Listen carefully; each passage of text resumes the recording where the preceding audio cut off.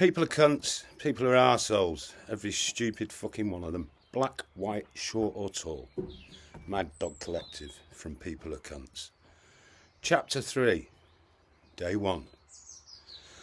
The sun rose slowly over the sight, its golden light creeping in around the edges of the turbid scene like a soft confession. It was about 7 a.m. and the remnants of our relatively calm night still clung to us. We all knew worse was to come around the dying fire, now reduced to glowing ashes.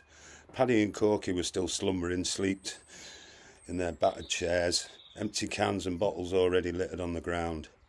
And Paddy, in true form, held onto a bottle, albeit at a dangerous angle as if it were a lifeline. Dickie shuffled out of the fod wagon, grumbling as he was cleaning his teeth, and set a kettle to boil on the old hob. The kettle's whistle soon mixed with the quiet murmur of a new day. Awakening all around us, more arrivals made themselves known. Nylon nightmares, vans, buses, and even a couple of army vehicles rolled in, and their engines echoing the promise of a riotous day. Slowly, Paddy and Corky stirred. Paddy, with a sleepy yawn, finished off his bottle, and Corky reached for his stash of vodka and orange, pouring his first measure into that familiar beaker and sipping through his straw like it was a sacred ritual.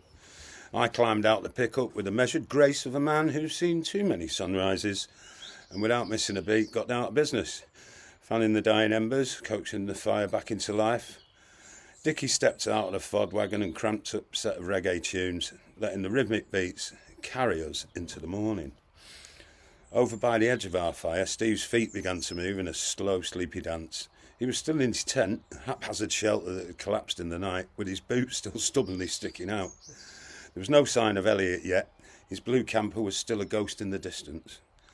As the new arrivals settled in, a few folk began parking their rigs or pitching their tents near us. Dickie ambled over, offering a few words of warning. Some shuffling away, some nodding in quiet approval. One old crusty couple already set up stated, "Oh Christ, it's you lot from Stonehenge. Do at the barge. Are you going to do it all again?" I just gave him a shrug and said, "We don't know any other way. Sorry." They bravely decided to stay put, hope in their hearts.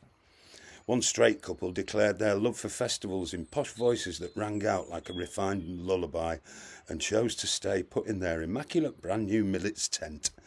They would come to regret this decision, but Dickie had warned them, I'd warned them, we're all fair men. Meanwhile, I popped open in the back of the pickup and began transforming the pickup into the cooking area.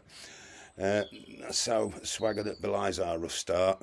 "Breakfast, anyone?" A chorus of yes answered me, and soon enough we lined up in the fod wagon for our morning ritual. A fair-sized line of the expensive, each person taking their turn as we shouted our customary call, "Oi, detention!" It was our way of shaking off the night's haze, a moment of levity to kick-start the day. Revived by the breakfast rush, we all swaggered over to the newly rekindled fire. The reggae played on. We started around the fire with a bit of natter, a bit of swagger, some stories, and the promise of a day of wild adventure. I kept wandering off for sustenance in the kitchen, cooking up some nourishment, and soon plates were being passed around like relics. As the morning took hold, the festival's pulse quickened, raw, unpredictable, and as full of promise as the wild nights that came before. And with every bite, every laugh and every shared moment around the fire, we knew that today was just the beginning of another unforgettable chapter. From that moment on, the festival site began filling up at an almost dizzying pace. Vans, buses, trucks and a swarm of cars carrying nylon nightmares rolled in, staking out every last patch of grass. The faint hum of chatter rose into a roar as friends and strangers alike poured in, their eyes bright with that familiar glint of festival anticipation. By now it was edging close to lunchtime, and the morning's buzz was morphing into a full-blown midday surge of energy. I could see more than a few bleary faces perking up at the prospect of fresh arrivals, and let's be honest, the lure of another detention. Sure enough, someone shouted the call, "Detention time!" and off we ambled into the fod, one in time, each lining up for a quick hit of sunshine. It was our own chaotic communication, a spark to keep the fire's revelry burning. All around, new souls were finding their places. Some pitched tents near our ragtag camp, while others drifted into the wider sprawl of vehicles and tarp shelters that made up the ever-growing site. A couple of familiar faces hollered greetings from a distance, while a few newcomers hesitated, taking in our large flapping anarchy flag, the swirling reggae tunes and the lingering scent of last night's fire. By then I was full swing in the kitchen in the back of the pickup, clanging pans, dishing out quick bites for anyone who looked half alive. Captain Bourbon lounged close, keeping a lazy out over the proceedings. Corky had switched from his morning beaker of vodka and juice to a midday can of something equally questionable, while Paddy wandered around with half a lit joint, looking as though he was torn between napping and striking up a conversation with every passerby. Meanwhile, Dickie was darting back and forth, checking on the massive pot of hippie slop he'd prepared, hollering welcomes to fresh arrivals, making sure no one tripped over the tangle of fairy lights we set up for the coming night. Over in a quiet corner, Steve emerged from his collapsed tent at last, boots in hand, ready to greet the midday madness with a grin. Paddy fumbled with his phone, desperately trying to figure out what bands were playing, but in our camp, technology was as alien as order. No one could make heads or tails of it, and that only added to the unbridled complexity. We'd find out through the jungle telegraph.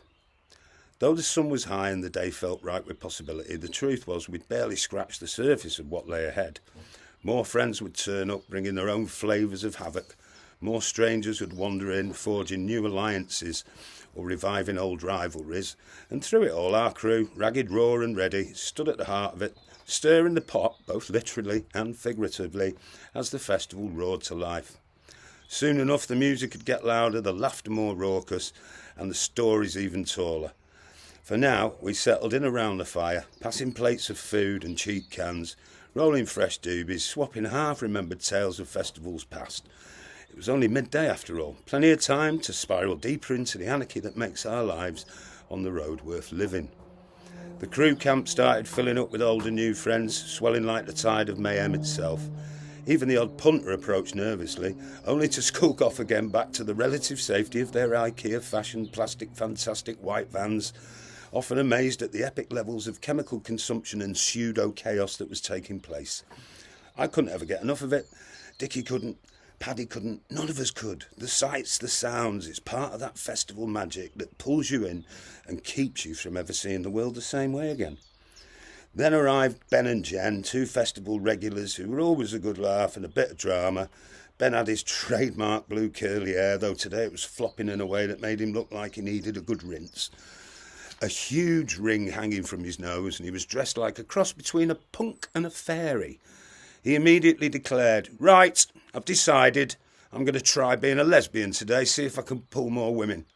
Jen wasn't far too behind, dressed in a pitch black, huge boots and bright long red dreadlocks, bouncing as she moved. She had a signature bottle of vodka stuffed in her hand, and as usual, she was already 2 sheets to the wind.